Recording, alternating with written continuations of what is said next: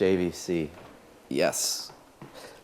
This was one of the first ones that sounded good, but had kind of a badass look to it, which was it was black and it was green. And the manufacturers really flipped back and forth on some of their aesthetics because it was like Detroit. With each year you came out with a variation on your model, and the more industrial looking that you could make things, as cassette tapes advanced from chrome to metal, you added those features in, which, you know, supposedly gave you better sound, and then adding an equalizer on top of that was like, you know, that was grand living. I know this is silly, but it's like, it was always a turn on to see it just slowly open because that connotated the quality and craftsmanship. I started really being conscious to collect these in the mid-90s. It fit into my life and fit into my interests. There was always a consciousness of this, that there was something a little bit bigger about this, that there's a history with these, and boomboxes mean a lot more to culture and to people than just the object itself. And there isn't any one box that means more than another. It's really what you're playing through it, it's what the image of it conveys. And I started collecting them thinking they were going to disappear, and they literally did overnight.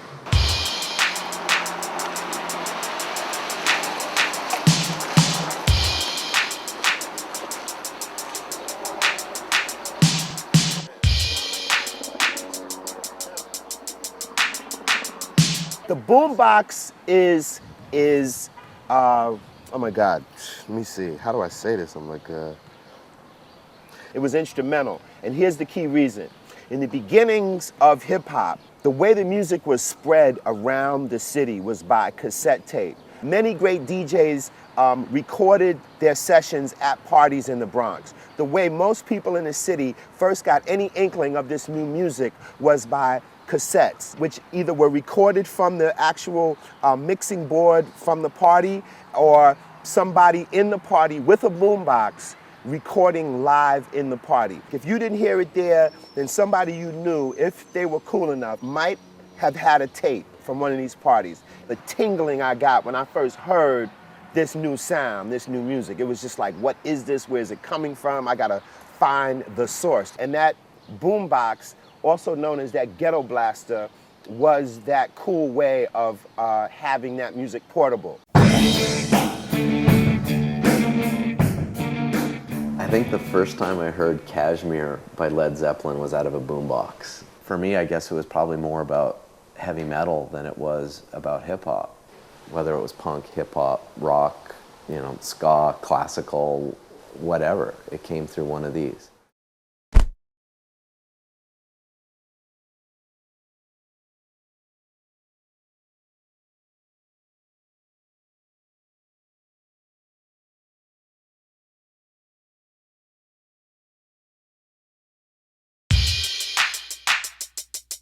You know, the whole song was my radio. It was like the seminal boombox song. I mean, oh my God, I mean, that is perfect. My radio, I like it loud, you know.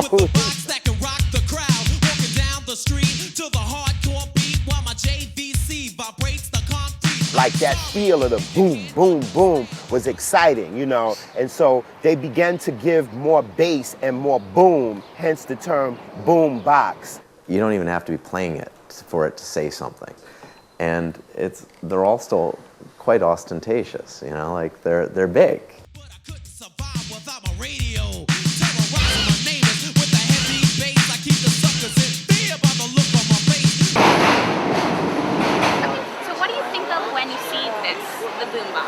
Loud noises on the subway. Noise, rap. The thing I remember is that people only had one volume, and that volume was loud. What comes to mind? There were people who carried them all over. Why anyone would carry that, it probably took about 20 batteries to operate it. There's too much noise in the streets as it is without that. We all had one. Some of us had the good taste, however, not to, you know, take them out in public and carry them around in the streets. Like this noise, and why do people have to walk around listening to music, you know, out loud for everybody? You know? Really annoying you with this music, which I know you don't like, but I dare you to stop me.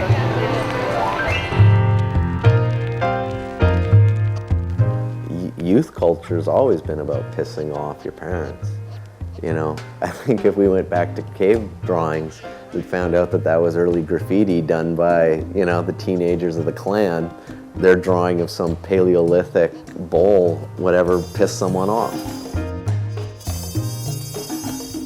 I want to say that as we traveled as young inner city kids, African American and Latino, moved around the city in our little crews or posses and enjoyed life in the city in the summer times, you know, you could see there were people that weren't into us as people, that weren't into our music or our culture, and then as a result of that, developed what I considered a racially tinged backlash, you know, to like, oh, I don't want those people, and I definitely don't want to hear their music. Sure, I know there were times when the boxes were loud and there was quote unquote noise pollution, as they termed it, but I think it was a thinly veiled way of attacking, you know, people of color.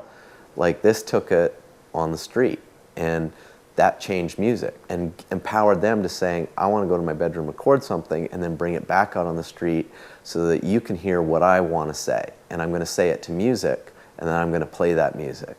And you're going to like that music. And if you don't like that music, I'm going to play it louder, and I'm going to play it louder, and I'm going to make it so that I don't disappear and what I want to say doesn't disappear. And these boxes became the carrier of that message. They became the vessel. And that's important.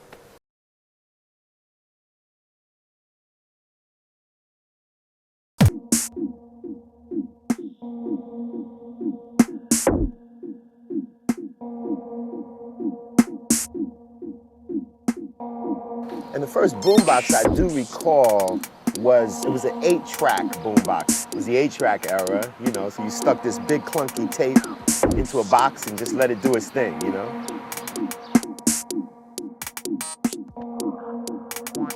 I remember there were a lot of electronic stores that basically carried, you know, what that inner city resident was looking for. And they would have some of the hottest boxes, and boom boxes began to resemble discos, where they would have flashing lights that pulsated to the beat of the music.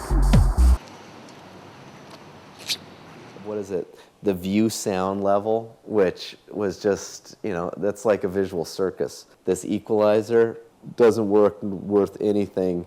You know, towards the end of any culture, you have the second or third generation that steps into the culture, which is so far from the origination. And it's like, as soon as you have to say something is jumbo, it isn't jumbo, you know? Like, come on, you know, so.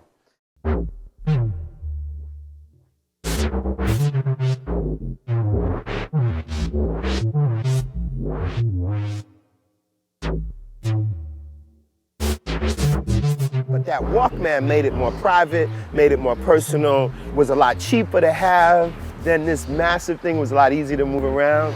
When the boombox started to disappear, then you started to see people wandering along the street dancing to music that no one else could hear. That was stranger, but it was a lot less annoying. We're in a culture right now where everything's gone so inwards. When you think about the iPod, when you think about, you know, Game Boy culture, it's like people have gone inwards. And so they're not demanding attention, and they also don't feel like, say, what they're participating in demands attention of others either. Here's my new boombox, you guys. 1,000 songs in here. And I just think we're kind of going to hit a little bit of a point where you're going to start seeing these on the streets again. I'm starting to see it a little bit now, but maybe it's because the artist antennas are always up a little bit higher than everyone else's. But And when's the last time you think you saw a boombox, one of these actually? Well, I actually have one at home. My wife exercises to it. yeah, this is my favorite. The Sharp GF9696. It has these removable grills. If you really wanted to make your box look badass, it doesn't get any better than that. It's the one I think I'll always have with me. It really was the BMW of the time and still is in my collection.